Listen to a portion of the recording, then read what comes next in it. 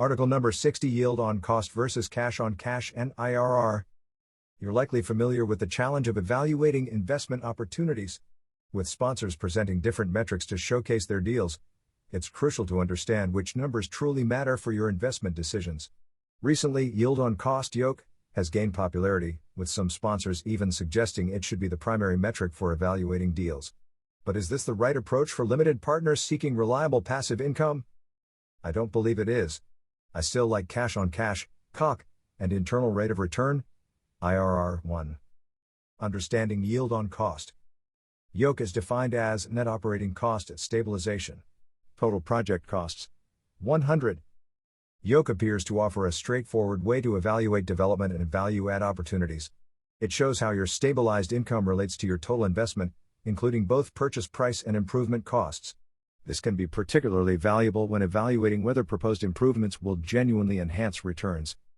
For example, if a sponsor is looking due to a significant value add on a property with a current cap rate of 5% and project's yield on cost of 10%. In this case, the improvements have doubled the return relative to the cost, so it is a potentially attractive opportunity. However, if the YOC is 5%, then you have incurred additional risk, work, and expenses for no increase the return. In this case, the project is likely not worth the risk. What YOC misses? Impact of debt. Since YOC is based on NOI, it does not take into account the debt on the property. Over the past 5 years, we have seen the impact the debt service has on returns to investors.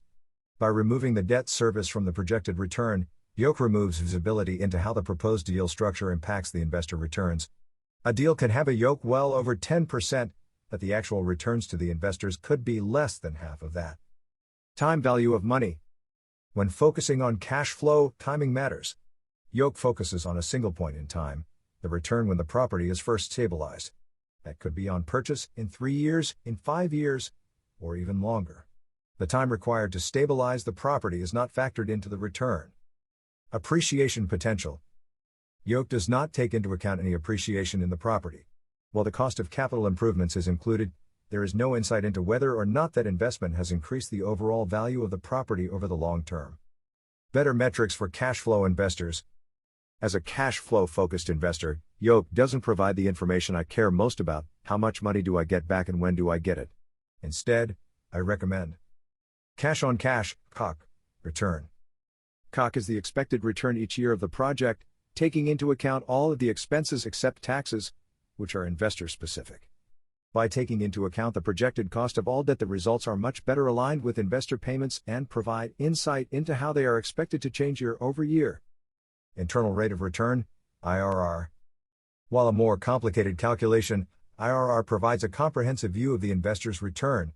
It accounts for the time value of money, the cost of debt service, and the return generated from appreciation as well as cash flow. Making better investment decisions. For professionals building passive income streams, consider this framework. Start with COC to understand your actual cash flow. Use IRR to evaluate total return potential. Consider YOC as a supplementary metric, especially for development or heavy value-add deals, and compare it with COC and IRR to understand the impact of the debt on your overall returns. Always ask sponsors to provide multiple metrics. Transparency creates better alignment.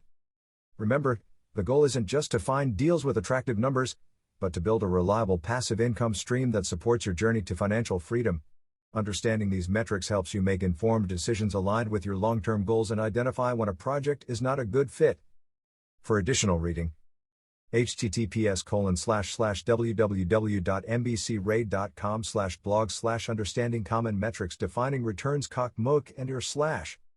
This article is my opinion only, it is not legal, tax, or financial advice. Always do your own research and due diligence. Always consult your lawyer for legal advice, CPA for tax advice, and financial advisor for financial advice.